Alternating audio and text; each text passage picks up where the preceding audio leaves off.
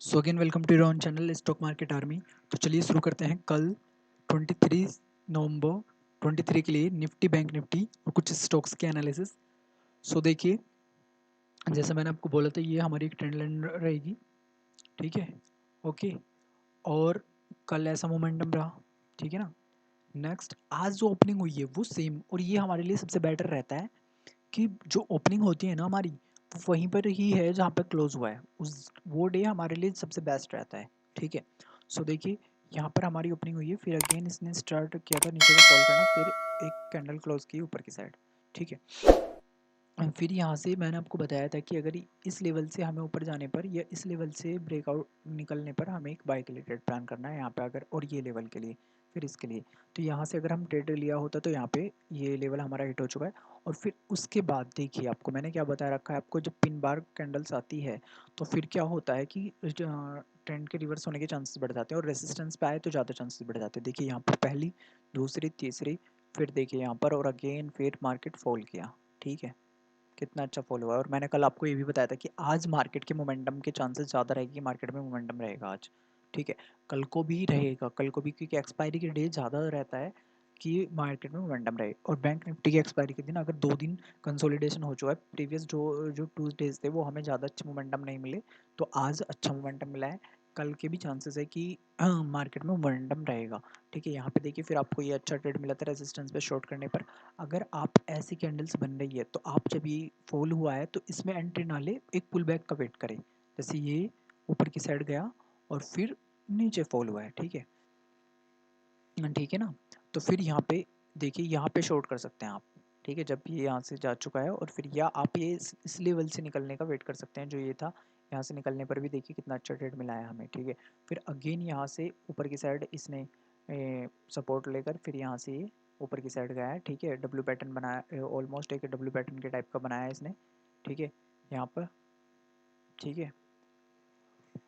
और ये पैटर्न बना है बैंक निफ्टी की वजह से, जो ये बैंक निफ्टी ने इसको सेकंड सेशन में ये मूव किया है, ठीक है।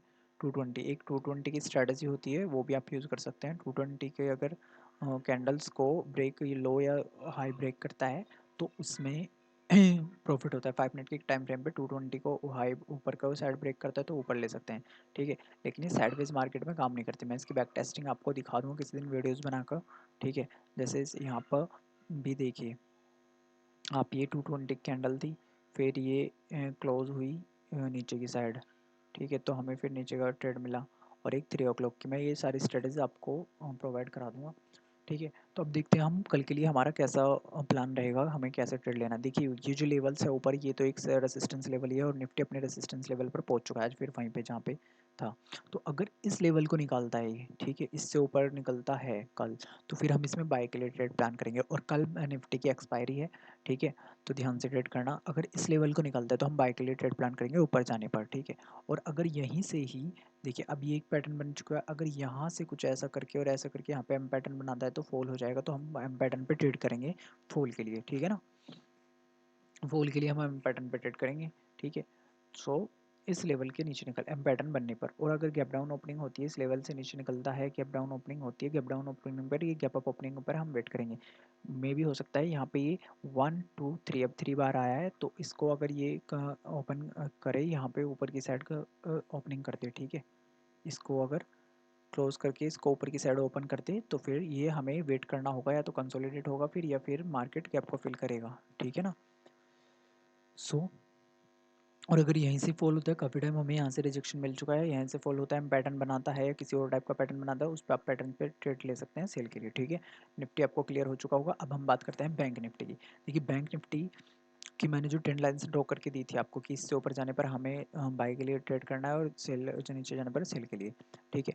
तो देखिए, यहाँ से ये ट्रेंड लाइन इसने नीचे वाली निकाली, और फिर क्या किया है, एक फॉल मिला है हमें स्टार्टिंग में ही, फिर अगेन एक पुल बैक लिया ऊपर की साइड, फिर फॉल।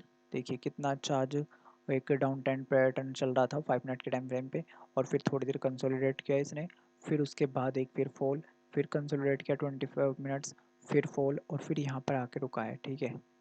और यहाँ पर आकर इसने फिर एम टाइप का पैटर्न बनाया है, एम टाइप का पैटर्न देखिए, वो सॉरी डब्ल्यू पैटर्न बनाया, फिर यहाँ से अगर आपको डब्ल्यू पैटर्न मिल रहा है कि 2-3 बार इसने कोशिश की यहाँ से भी फॉल करने की, बट यहाँ से फॉल नहीं किया। देखिए यहाँ से ठीक है ये फिर सेकंड सेशन में ऊपर की साइड। और जब भी आप देखना अगर इतना ज़्यादा मार्केट ने गिरा है ना, तो बहुत रेयर केस होता है कि मार्केट कहीं ना कहीं फिर सपोर्ट लेके ना ऊपर की साइड आता है फिर, ठीक है ना। फिर वो जितना गया है ना, फिर उसको थोड़ा रिकवर करने की कोशिश करता है, क्लोजिंग जो करता है ना वो फिर ऊपर की साइड करता है, ठीक है। तो कल अब हम कैसे ट्रेड प्लान करेंगे, तो आज बैंक निफ्टी में आपने देखिए बहुत अच्छा प्रॉफिट बनाया होगा, जिसके जैसा मैं कहता हूँ कि एक मोमेंटम डे का ट्रेड के लिए वेट कीजिए और फिर उसमें ट्रेड कीजिए, ठीक है। यहाँ पे देखिए आपको कितने अच्छे पैटर्न्स मिले हैं और कितना अच्छा डाउनफॉल मिला है ट्रेंड लाइन निकालते ही, ठीक है। जो हमने प्लान किया था कि यहाँ से निकलने पर हम सेल के लिए ट्रेड प्लान करेंगे, इससे नीचे निकलने पर तो हमें अच्छा ट्रेड मिला है, ठीक है। अब देखिए अगर अगेन यहाँ से कल फिर फॉलो होता है, ये लेवल बहुत क्रूशियल पॉइंट रहेगा ये, अगर ये इससे नीचे निकलता है तो हमें एक बहुत अच्छा फिर ट्रेड मिलेगा। अगर ये इस स्विंग को निकालता है, इसको फिर अगेन इसको इस लेवल्स को ऊपर निकालता है, तो हम एक बाय के लिए ट्रेड प्लान करेंगे ऊपर की साइड। अदरवाइज़ अगर यहीं से फॉल होता है, इससे नीचे चला जाता है इस लाइन से, तो हम सेल के लिए ट्रेड प्लान करेंगे यहाँ से, ठीक है ना। यहाँ से सेल के लिए और gap up gap down opening का देखेंगे कि किस सिनेरियो में गैप डाउन और गैप अप ओपनिंग हो रही है, ओके, यहाँ पे जाने पर, ठीक है ना। तो ये आपको क्लियर हो चुका होगा, इससे नीचे जाने पर हमें सेल के लिए प्लान करना है और टारगेट ये रहेगा, इससे नीचे जाने पर टारगेट ये रहेगा हमारा। और ये एक सपोर्ट जोन है, ठीक है ना, अच्छे से। तो फिर और ऊपर की साइड ये यहाँ से अगर निकलता है ऊपर एक, तो हम सेल के लिए अगर यहीं पर कहीं ओपनिंग होती है ऊपर जाता है, तो इस टारगेट के लिए हम ले सकते हैं ट्रेड, ठीक है। लेकिन पैटर्न्स बनने चाहिए, ठीक है, कैंडल्स पॉजिटिव ग्रीन ही होनी चाहिए, मार्बुज कैंडल्स होने चाहिए, ठीक है। और पिन बार कैंडल्स का ध्यान रखा करो। अब देखते हैं हमने जो कल स्टॉक्स दिए थे उन्होंने कैसा परफॉर्म किया है। तो देखिए जो स्टॉक्स मैंने आपको दिए थे, सबसे पहला था ओरो फार्मा, ठीक है। तो ओरो फार्मा में देखिए पहली कैंडल हमारी रेड बनी, ठीक है, सेकंड कैंडल भी रेड बनी, ठीक है। फिर थर्ड कैंडल में देखिए फिर ये एक डब्ल्यू पैटर्न बना है, ठीक है, यहाँ पे, ठीक है। तो इसने फिर ब्रेकआउट दिया है 10 और 30 पे, ठीक है। और फिर देखिए कितना अच्छा ऊपर की साइड गया है, ठीक है। तो कुछ लोगों का शायद ही छूट भी गया होगा कि स्टार्टिंग में इसने नहीं दिया, लेकिन बाद में ये जब ये लेवल से फॉल हुआ, फिर इसने कंसोलिडेट करने के पैटर्न बनाने के बाद फिर दिया है हमें एक अच्छा प्रॉफिट, ठीक है, काफ़ी अच्छा गया है और फार्मा। नेक्स्ट स्टॉक है हमारा BML। BML में हमारी कोई एंट्री ट्रिगर नहीं हुई, ठीक है। फिर नेक्स्ट स्टॉक है हमारा फोर्टिस। फोर्टिस में भी देखिए हमारी कोई एंट्री ट्रिगर नहीं हुई, वहीं से ही फॉल हो गया, ओके। और काफ़ी और ऐसी बिग कैंडल पे मैंने आपको बता रखा है कि आप शॉर्ट कर सकते हैं, बट वेट कीजिए पुल बैक का, नहीं अगर ये यहाँ पे क्लोज होता ऊपर आकर तो कर सकते थे, अदरवाइज देखिए फोर्टिस वहीं से फॉलो हो गया, ठीक है। नेक्स्ट स्टॉक था हमारा SBI लाइफ। SBI लाइफ में हमारी एंट्री देखिए यहाँ पे भी एक डोजी कैंडल बनी, और फिर क्योंकि मार्केट ने आज हमारे इस स्टॉक्स जो स्टॉक्स थे हमारे, उन्होंने एक ऊपर तो गए हैं, बट वो इस टाइम नहीं गए जब हमें उन्हें उनको देना था प्रॉफिट। देखिए स्टार्टिंग में मोमेंटम नहीं मिला हमें अपने स्टॉक्स में, सिर्फ BSC में मिला था, और यहाँ से फिर नीचे गया और नीचे जाने के बाद फिर ऊपर फिर कंसोलिडेट किया और फिर ऊपर गया है लास्ट के सेशन में, ठीक है। क्योंकि मार्केट की रिकवरी उसी टाइम पे आई है, निफ्टी ऊपर की साइड तभी बढ़ा है, तो तभी ये बढ़े हैं, ठीक है। फिर हमारा BSC, BSC ने देखिए यहीं पे हमें सेकंड कैंडल पे मैंने आपको बता रखा है कि सेकंड कैंडल में अगर फॉल करना शुरू करे 1 मिनट के टाइम फ्रेम में, मैंने एक ही स्टॉक दिया था सेल के लिए, सो BSC और मार्केट हमारा फॉल भी हुआ। तो देखिए BSC ने क्या किया है, पहली कैंडल हमारी यहाँ पर आई जो हमारा सेलिंग प्राइस ने टच कर दिया, जिससे हमें नीचे जाके करना था। फिर सेकंड कैंडल भी नीचे जा रही है, ठीक है, मैंने आपको बता रखा है कि अगर सेकंड कैंडल जा रही है तो आप कर सकते हैं, ट्रेड ले सकते हैं। तो सेकंड कैंडल में अगर हम यहाँ पे वो 28 पे भी किया होता हमने 20 पे, तो हमें इसने आराम से हमारा टारगेट टिच करा दिया, 20 रुपीज़ हमें आराम से दिए हैं इसने इसमें, ठीक है, ठीक है ना, वो फाइनल टारगेट। लेकिन फिर अगर ये आप 5 मिनट का वेट कर रहे थे तो ऊपर आ चुका था ये, ठीक है, प्राइस ऊपर आके यहाँ पे क्लोज हो चुका था 5 मिनट पे, तो फिर हमें वेट करना है, ठीक है।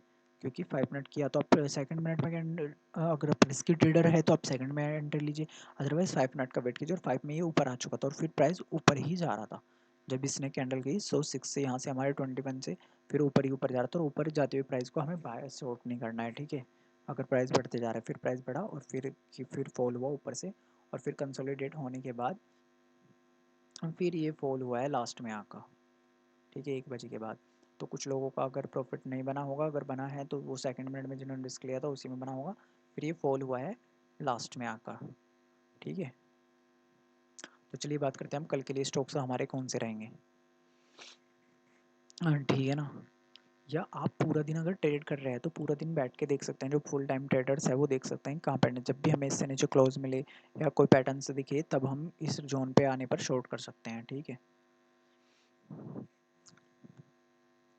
अब देखते हैं सबसे पहले स्टॉक रहेगा हमारा बजाज फिंसर। बजाज फिंसर में हमारा जो पहला जो हमें जो बाय करना है वो करना है वो 1625 से ऊपर 25 से ऊपर हम इसको बाय करेंगे और इसमें जो हमारा एसएल रहेगा वो रहेगा 8 रुपीज़ का, और हमारा जो टारगेट रहेगा पहला वो रहेगा 10 रुपीज़ का, सेकंड टारगेट रहेगा 12 रुपीज़ का, फाइनल टारगेट जो हमारे इसमें रहेगा वो रहेगा 16 रुपीज़ का। ठीक है।